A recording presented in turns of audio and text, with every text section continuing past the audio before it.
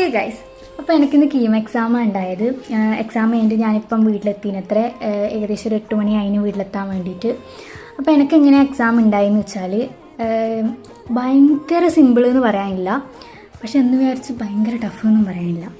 അതായത് ടഫ് ഉണ്ട്, കുറച്ച് ക്വസ്റ്റ്യൻസൊക്കെ ടഫ് ഉണ്ട്, നല്ല രീതിയിൽ ടഫ് ഉണ്ട്. പക്ഷെ എന്നാലും ഓപ്ഷൻസ് ഒന്നും അത്ര കൺഫ്യൂസിങ് ആയിരുന്നില്ല. ഏകദേശം ഒരു ക്വസ്റ്റ്യനും ഓപ്ഷനൊക്കെ വായിക്കുമ്പം തന്നെ നമുക്ക് ഏകദേശം ഇതായിരിക്കും ഉത്തരം എന്നുള്ളൊരു വരും. പിന്നെ നമ്മൾ ജസ്റ്റ് ഒന്ന് ചെയ്ത് നോക്കുമോ, നമുക്ക് എന്തായാലും പേപ്പർ കിട്ടുമല്ലോ.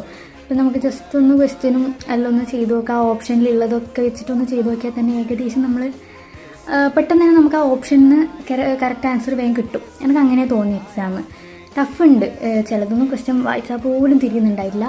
പക്ഷെ ഞാൻ വിചാരിച്ചത്ര ടഫില്ല.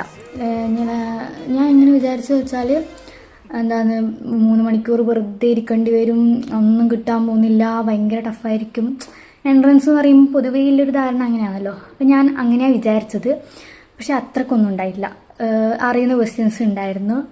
എനിക്കത് മൊത്തത്തിൽ ഞാൻ വിചാരിച്ചതിനെക്കാട്ടിയും സിമ്പിളാണ് ഉണ്ടായിന്. ഭയങ്കര സിമ്പിൾ എന്നല്ല, പക്ഷെ ഞാൻ വിചാരിച്ചതിനെക്കാട്ടിയും സിമ്പിളാണ് ഉണ്ടായിന്. അപ്പോൾ എനിക്ക് ഏകദേശം എക്സാം ഓക്കെ ആയിരുന്നു.